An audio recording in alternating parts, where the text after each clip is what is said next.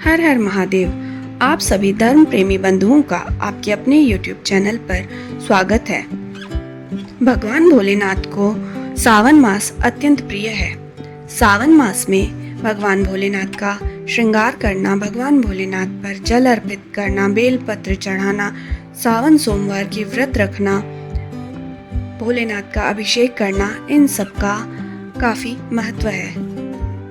श्रावण मास में हम श्रावण महात्म्य का पहला अध्याय आज आरंभ करने जा रहे हैं। चलिए इस महात्म्य को प्रारंभ करते हैं। श्रावण महात्म्य पहला अध्याय। प्रेम से बोलिए भगवान भोलेनाथ की जय, माता पार्वती की जय। कथा के अनुसार पौराणिक समय की बात है। एक बार शौनकादिक बोले, हे सूत, हे महाभाग, हे वशिष्ठ शिष्य, हे अकल्मष, आपके मुख कमल से अनेक आख्यानों को सुनते हुए हम लोगों की तृप्ति नहीं होती है, अपितु बार बार सुनने की इच्छा बढ़ती जाती है। जिस तरह तुला राशि में स्थित सूर्य में कार्तिक मास का महात्म्य, मकर राशि में माघ मास का महात्म्य और मेष राशि में स्थित सूर्य में वैशाख मास का महात्म्य, और इसके साथ उन सभी के जो भी धर्म हैं उन्हें आपने भली भांति कह दिया। यदि आपके मन में इनसे भी अधिक महिमामयी कोई मास हो तो आप उसे अवश्य कहिए, जिसे सुनकर कुछ अन्य सुनने की हमारी इच्छा न हो। वक्ता को श्रद्धालु श्रोता के समक्ष कुछ भी छिपाना नहीं चाहिए। सूत जी बोले, हे मुनियों, आप सभी लोग सुनने में आप लोगों के वाक्य गौरव से अत्यंत संतुष्ट हूँ। आप लोगों के समक्ष मेरे लिए कुछ भी गोपनीय नहीं है। दंभ रहित होना, आस्तिकता, शठता का परित्याग, उत्तम भक्ति, सुनने की इच्छा, विनम्रता, ब्राह्मणों के प्रति भक्ति परायणता, सुशीलता, मन की स्थिरता, पवित्रता, तपस्विता और अनसूया, ये श्रोता के 12 गुण बताए गए हैं। ये सभी आप लोगों में विद्यमान हैं। अतः मैं आप लोगों को प्रसन्न होकर उस तत्व का वर्णन करता हूँ। एक समय प्रतिभाशाली सनत कुमार ने धर्म को जानने की इच्छा से परम भक्ति से युक्त होकर विनम्रता पूर्वक भगवान शिव से पूछा।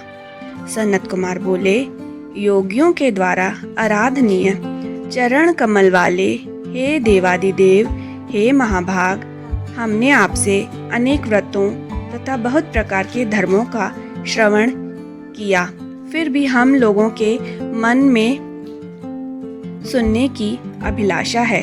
12 मासों में जो मास सबसे श्रेष्ठ, आपकी अत्यंत प्रीति कराने वाला, सभी कर्मों की सिद्धि देने वाला हो, और अन्य मासों में किया गया कर्म यदि इस मास में किया जाए तो वह अनंत फल प्रदान करने वाला हो। हे देव, उस मास को बताने की कृपा कीजिए। साथ ही लोकानुग्रह की कामना से उस मास के सभी धर्मों का भी वर्णन कीजिए। भगवान भोलेनाथ बोले, हे सनत कुमार, मैं अत्यंत गोपनीय भी आपको बताऊंगा।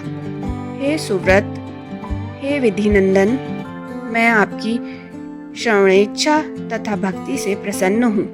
12 मासों में श्रावण मास मुझे अत्यंत प्रिय है।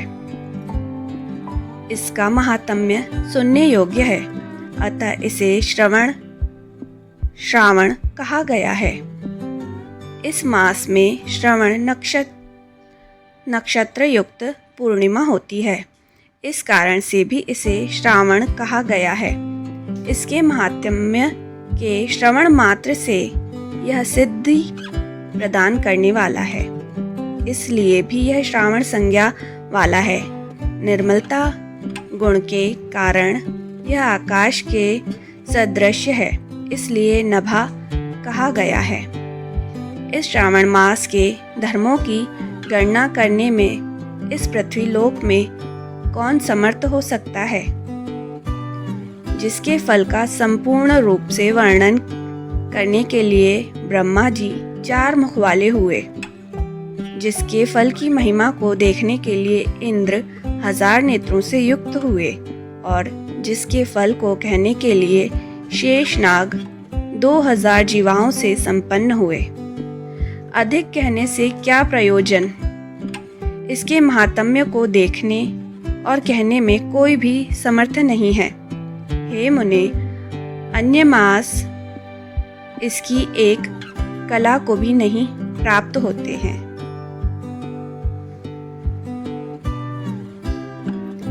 इस महीने में एक भी दिन ऐसा नहीं है जो व्रत से रहित दिखाई देता हो।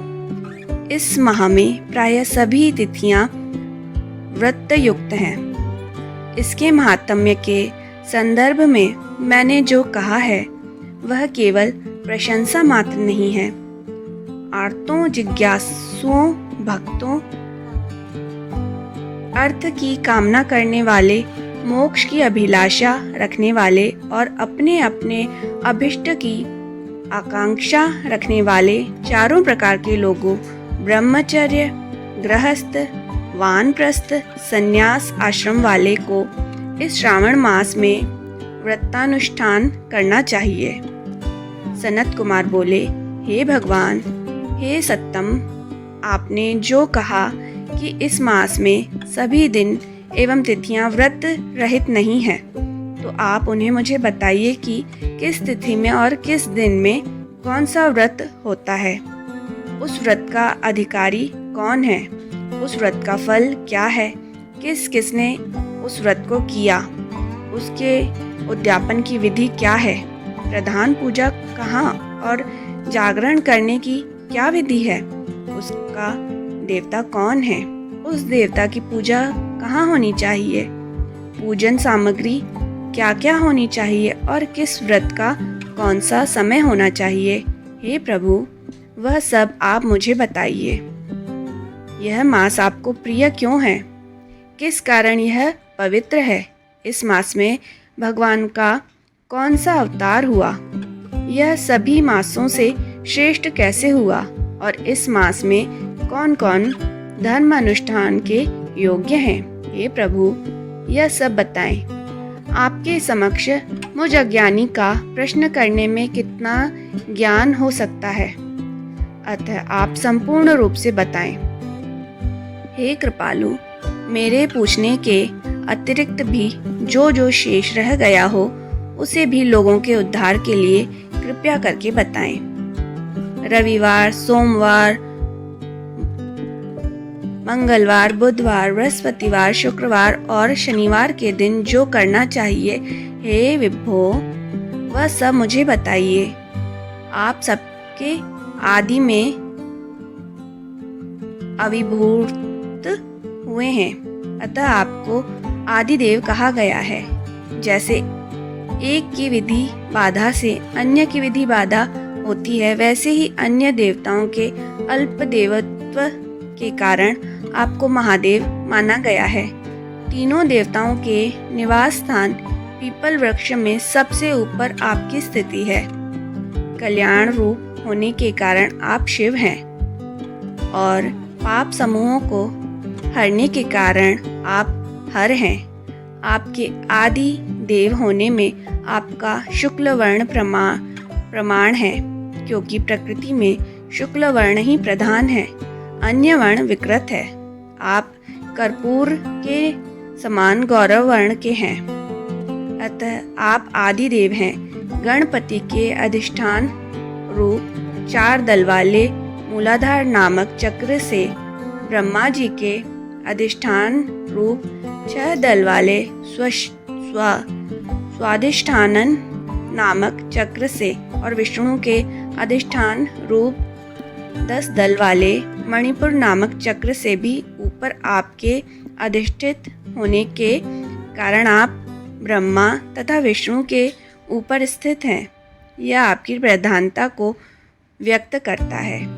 हे देव, एकमात्र आपकी ही पूजा से पंचायतन पूजा हो जाती है, जो कि दूसरे देवता की पूजा से किसी भी तरह संभव नहीं है। आप स्वयं शिव हैं। आपकी बाईं जांघ पर शक्ति स्वरूप दुर्गा, दाहिनी जांघ पर गणपति, आपके नेत्र में सूर्य तथा हृदय में भक्तराज भगवान श्री हरि विराजमान है। अन्न के ब्रह्मा स्वरूप होने तथा रास के विष्णु रूप होने और आपके उसका भोक्ता होने के कारण, हे ईश्वर, आपके श्रेष्ठ तत्व में किसे संदेह हो सकता है। सबको विरक्ति की शिक्षा देने हेतु आप शमशान में तथा पर्वत पर निवास करते हैं।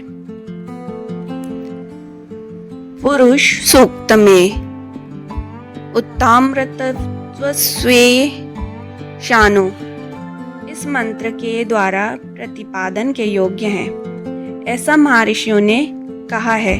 जगत का संहार करने वाले हलाहल को गले में किसने धारण किया? महाप्रलय की कालाग्नि को अपने मस्तक पर धारण करने में कौन समर्थ था? संसार रूप अंधकूप में पतन के हेतु कामदेव को किसने भस्म किया? आप ऐसे हैं कि आपकी महिमा का वर्णन करने में कौन समर्थ है? एक तुच्छ प्राणी मैं करोड़ों जन्मों में भी आपके प्रभाव का वर्णन नहीं कर सकता, अतः आप मेरे ऊपर कृपा करके मेरे प्रश्नों को बताएं। इस प्रकार श्री स्कंद पुराण के अंतर्गत ईश्वर सनत कुमार संवाद में श्रावण मास महात्म्य में पहला अध्याय पूर्ण हुआ। प्रेम से बोलिए भगवान भोलेनाथ की जय, माता पार्वती की जय। अब दूसरे अध्याय के समय आपसे मुलाकात होगी। तब तक के लिए इस वीडियो को लाइक, शेयर और चैनल को सब्सक्राइब अवश्य करिएगा। ओम नमः शिवाय।